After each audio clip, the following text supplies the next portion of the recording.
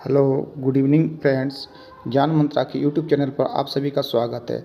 आज हम लोग प्रोजेक्ट रेल के तहत झारखंड बोर्ड कक्षा 7 के विज्ञान विषय के प्रश्नोत्तर को करेंगे।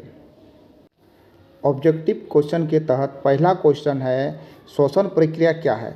भोजन को ऊर्जा में बदलने की प्रक्रिया, शरीर से कार्बन डाइऑक्साइड गैस को बाहर निकालना, उपरोक्त ऑक्सीजन को ग्रहण करना, उपरोक्त सभी। तो हम सभी जानते हैं श्वसन प्रक्रिया क्या है, उपरोक्त सभी होगा। दूसरा ऑब्जेक्टिव प्रश्न है, जीवों में ऑक्सीकरण प्राप्त करना क्या कहलाता है? ऑक्सीकरण कहलाता है, श्वसन कहलाता है, पाचन कहलाता है, उत्सर्जन कहलाता है। तो क्या कहलाता है? ऑक्सीकरण कहलाता है। मछलियों में श्वसन के लिए कौन सा अंग होता है? फेफड़ा, श्वासरंध्र, त्वचा, गलफड़ा। तो मछलियों में श्वसन के लिए कौन सा अंग होता है? गलफड़ा होता है। चौथा ऑब्जेक्टिव प्रश्न है, झूले पर एक बच्चे की गति किस प्रकार की गति है? रेखीय गति, वृत्तीय गति, लोलक गति, घूर्णन गति। तो झूले पर बच्चों की गति को क्या कहते हैं? लोलक गति कहते हैं। कौन सा गति कहते हैं? लोलक गति कहते हैं। पांचवा प्रश्न है, सरल दोलक का दोलन काल किस पर निर्भर करता है? लोलक की लंबाई, दोलन की संख्या, समय, स्थान। तो किस पर निर्भर करता है? लोलक की लंबाई पर निर्भर करता है। दीर्घ अति लघु उत्तरीय प्रश्न, वेरी शॉर्ट आंसर क्वेश्चन का छठा प्रश्न है, अंतःशोषण और उच्चशोषण के बीच में क्या अंतर है? अंतःशोषण और उच्चशोषण में अंतर, पहले विशेषता, फिर उच्चशोषण, अंतःशोषण।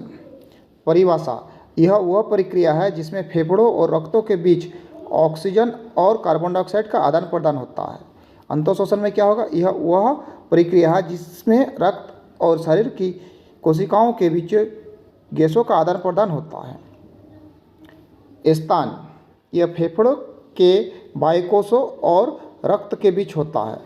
अंतःशोषण में कहाँ होता है? यह शरीर की कोशिकाओं और कोशिकाओं के बीच होता है। गैसों का आदान प्रदान, ऑक्सीजन फेफड़ों से रक्त में और कार्बन डाइऑक्साइड रक्त से फेफड़ों में जाती है। रक्त से ऑक्सीजन कोशिकाओं में और कोशिकाओं से कार्बन डाइऑक्साइड में रक्त जाती है। प्रभावित अंग, कौन सा अंग प्रभावित होता है? इसमें क्या होता है? फेफड़ा। इधर शरीर की सभी कोशिकाएं। प्रकार, यह सांस लेने और छोड़ने यानी कि श्वसन प्रक्रिया का भाग है। यह कोशिकीय स्तर पर होने वाली गैसों का अदला बदली है। क्योंकि आंसर को हम लोग को अति लघु उत्तरीय वेरी शॉर्ट में देना, तो इसको हम लोग ऐसे भी लिख सकते हैं, उच्चशोषण यानी फेफड़ों में गैसों का आदान प्रदान। उच्चशोषण यानी कि फेफड़ों में गैसों का आदान प्रदान। अंतःशोषण कोशिकाओं और रक्तों के बीच गैसों का आदान प्रदान। अगला सातवां प्रश्न है, चाल का मूल मात्रक बताइए। तो हम सभी जानते हैं चाल का मूल मात्रक क्या है? मीटर प्रति सेकेंड। क्या है चाल का? मीटर प्रति सेकेंड चाल का मूल मात्रक। इसको लिख सकते हैं मीटर प्रति सेकेंड। आठवां प्रश्न है, सांस लेने के दौरान डायफ्राम में क्या परिवर्तन देखे जाते हैं? क्या होती है? नासा गुहा से वायु श्वासनली से होकर हमारे फेफड़ों में जाती है। फेफड़े वक्ष गुहा में स्थित होते हैं। वक्ष गुहा पार्श्व में पसलियों से घिरी रहती है।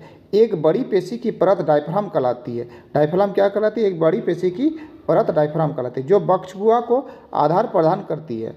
श्वसन में डायफ्राम और पसलियों से बने पिंजर को गति सम्मिलित होती है। अंतःप्रश्वास के समय पसलियाँ और बाहर की ओर गति करती हैं। अंतःप्रश्वास के समय पसलियाँ ऊपर और बाहर की ओर गति करती है और डायफ्राम नीचे की ओर गति करती है। यह गति हमारी वक्ष गुहा के आयतन को बढ़ा देती है और वायु फेफड़े में आ जाती है।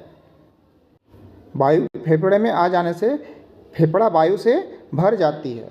उच्छ्वसन के समय पसलियाँ नीचे और अंदर की ओर आ जाती है, जबकि डायाफ्राम ऊपर की ओर अपनी पूर्व स्थिति में आ जाती है। इससे वक्ष गुहा का आयतन कम हो जाता है और वायु फेफड़े से बाहर ढकेल दी जाती है। इस चित्र में फेफड़ा, पिंजर और डायाफ्राम को दर्शाया गया। फेफड़ा को, पिंजर को, डायाफ्राम को दर्शाया गया है।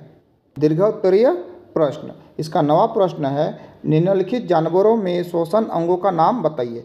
मछली का श्वसन अंग सब जानते हैं। मछली का श्वसन अंग क्या होता है? श्वसन अंग क्या होता है? गलफड़ा। क्या होती है? गलफड़ा। मछली का शोषण अंग गलफड़ा होता है।